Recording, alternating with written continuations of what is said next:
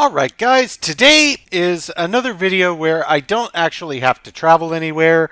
We are going to be going over the currency system in Destiny 2, which is frankly one of the areas that confuses the most people. It is kind of convoluted.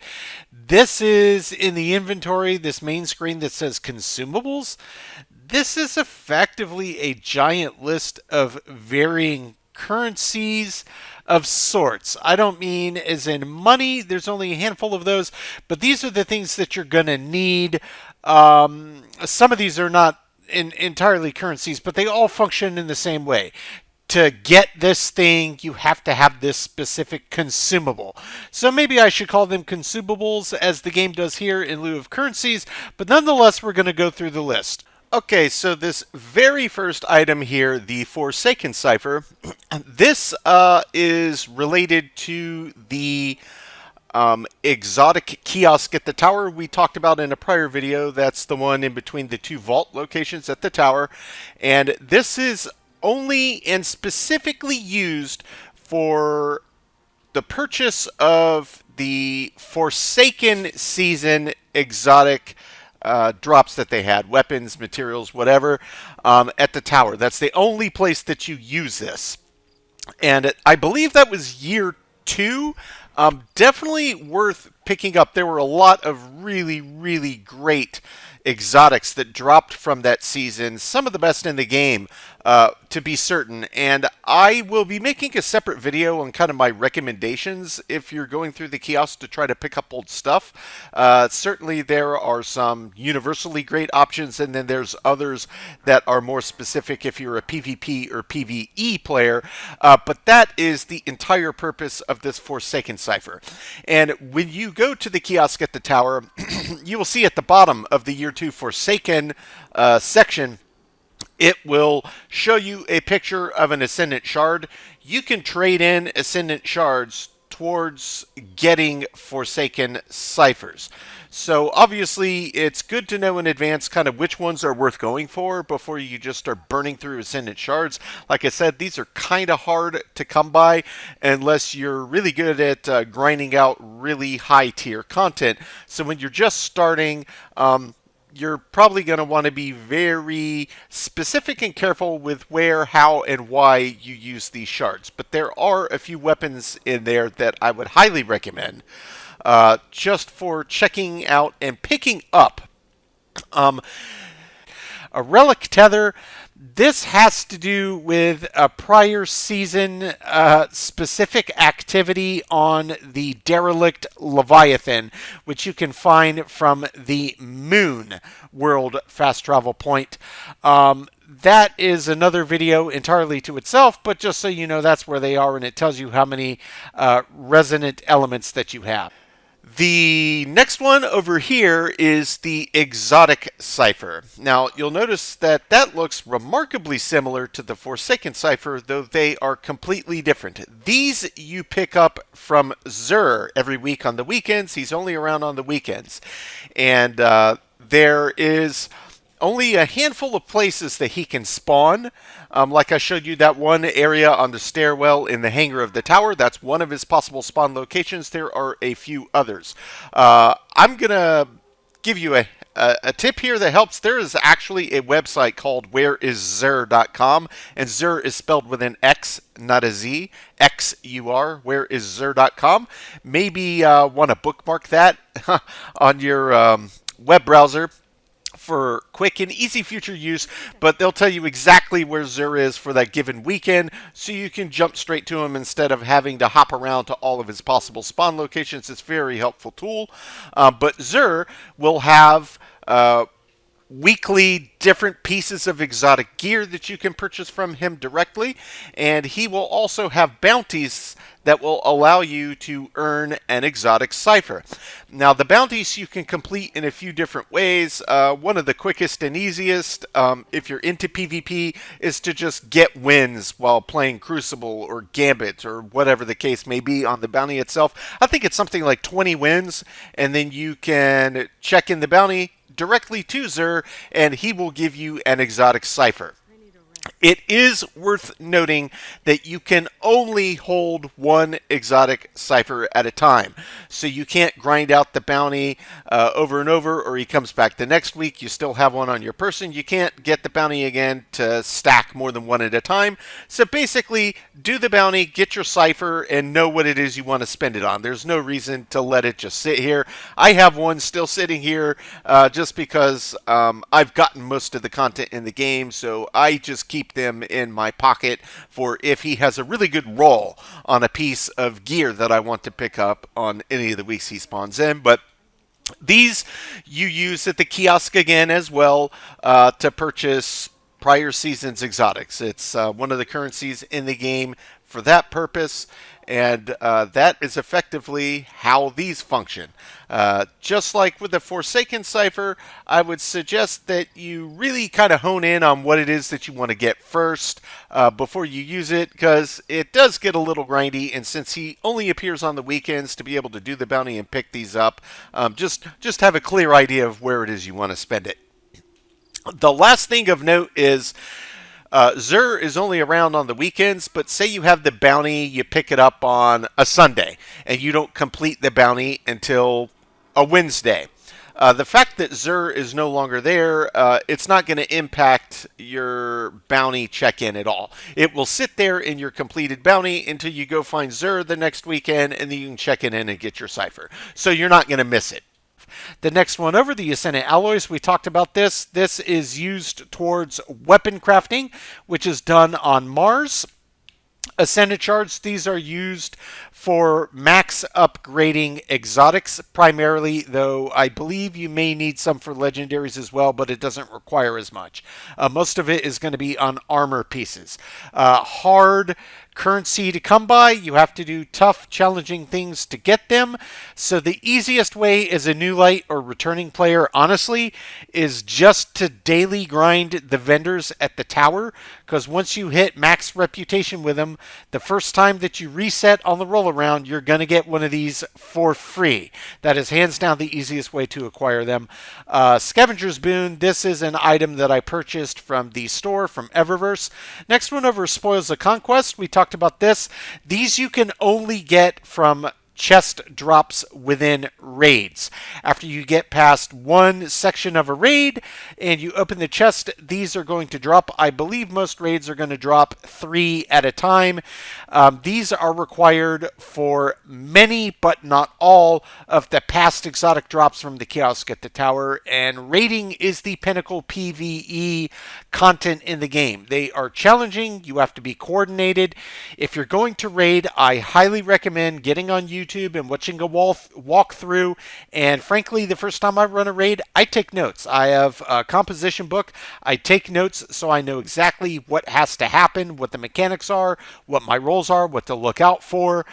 So when I jump in to raid for the first time, my first run ever, I at least am a useful teammate to the extent that I have at least a fundamental understanding of what needs to happen. The next tier over, Treasure Key. This is related to Zur, but there is a world location for Zur. We'll get to that in another tutorial walkthrough, but suffice to say, you can turn these in for all sorts of loot and swag. Really good stuff, and you can grind for rolls that you want. Next one over, Unstable Light of Charge.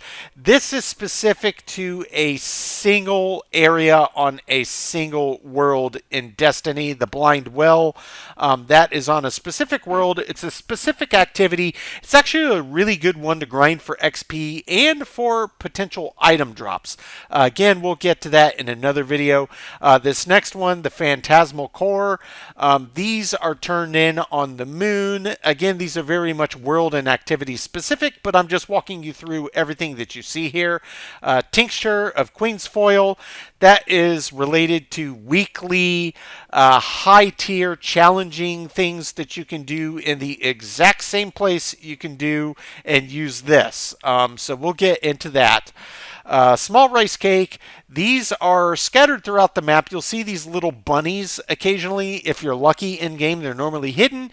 You turn these into the bunnies. I don't actually know what the purpose of them is. I mean, I've used them before and unlocked something at some point in time, but you'll get these randomly from various quest lines. Ethereal Key. This is part of a raid. The Dreaming City, that's the same place where this blind well and tincture is used.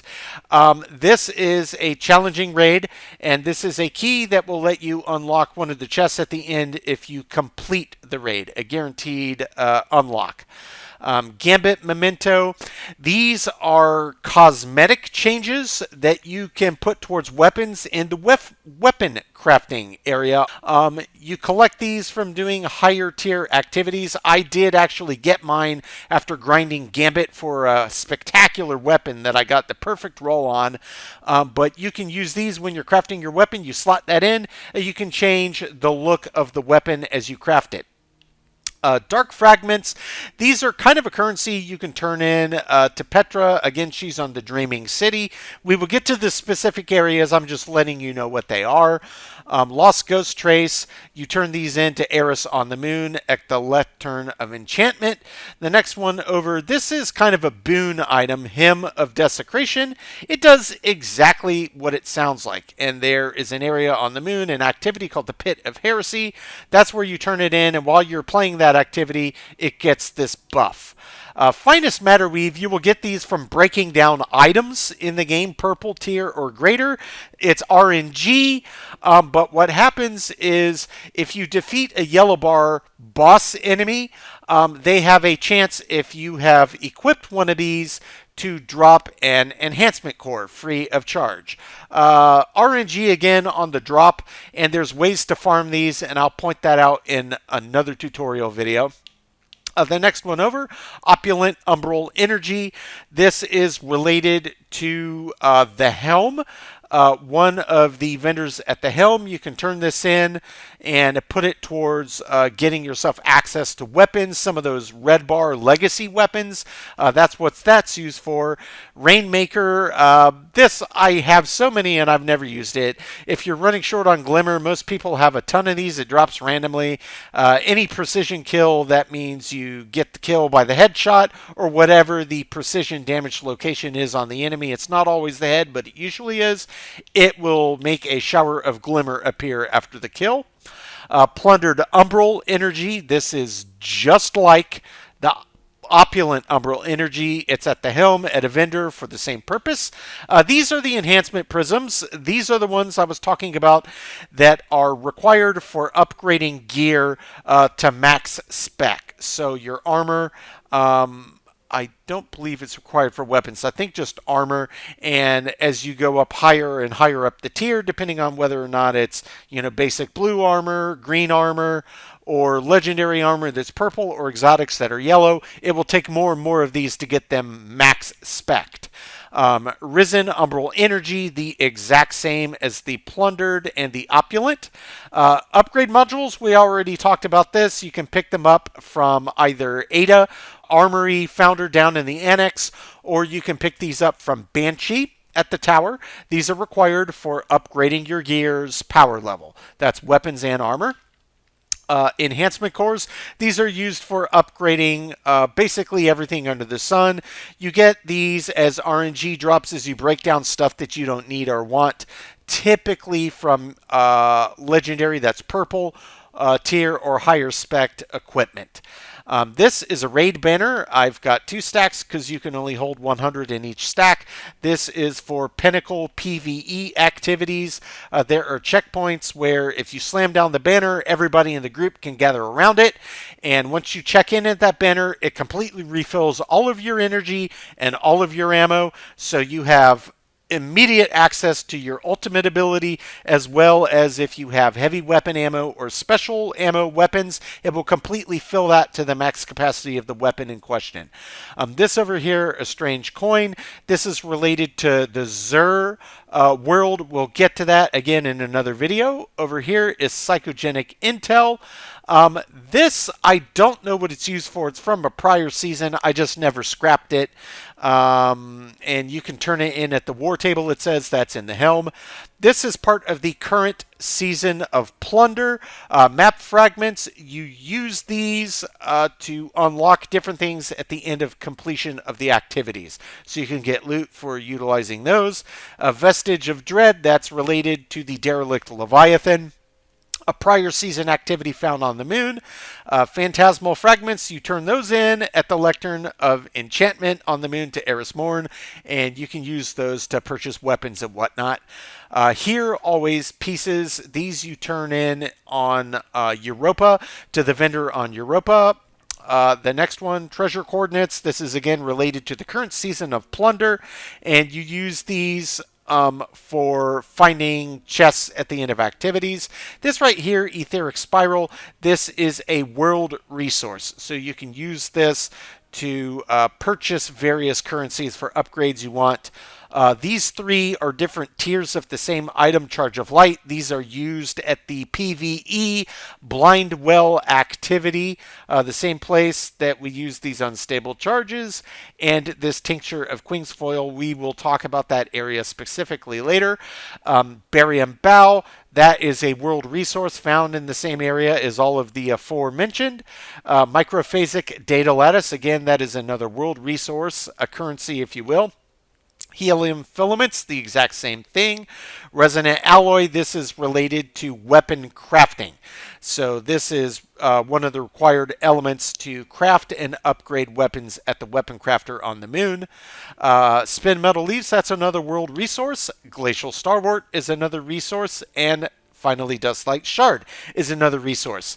And you'll see that I have 5 empty slots. There are many, many more resources than what I have, but I only keep those that I think there's a possibility I might actually use it. I'm normally at max, and then I'll just start breaking stuff down, because some things I just don't care about. But that is the main area of the consumables and the currencies in a nutshell. I know it is a lot to take in. Luckily, the game will tell you, hey, when I want this thing, oh, it says I require this item. Well, you jump straight into your inventory using the bumpers on Xbox, and you can see how many of the items in question that are required you have. So you know how far you are away from being able to buy it. And you will also notice in your inventory, it will give you a current engram count. These are all umbral engrams, and you can use those directly at vendors that take umbrals, or you can RNG turn them into Master Rahul, and it is what it is. The next little toggle down here is modifications. This is unlocks that you can do that are all cosmetic, and I have already broken down the vast majority. You can hold a lot of them, but I break them down because once you have them unlocked, you know them, and there's no real reason to keep them in there. That is the currency system, guys. We've already been over the character, and we'll get into these other menus later. These are all, kind of the same thing you'll see here with Destiny. It's a very involved game. We're just going to take it one step at a time. I don't want to overwhelm anybody, but of course, you can always come back and rewatch these videos as a reference if you need to. And certainly feel free, if you have a question, dump it in the comments. There is a very strong likelihood I will be able to immediately answer your question. I have played Destiny for a long, long time. It's one of my absolute favorite games. It's my favorite shooter, and I think it is a great game. It can be daunting to jump in as a new or returning player, but I'm hoping that these tutorials will make your life just a little bit easier. Guys, that's all for today. We will have another one coming out with another new area. The next time will be specific to the weapon crafting, and that is a really cool function, and I'll show you all about it, how it works, and exactly what to do to get and craft your own custom loadout on any weapons that you acquire. Thanks so much for checking in, guys. We will see you on the next one.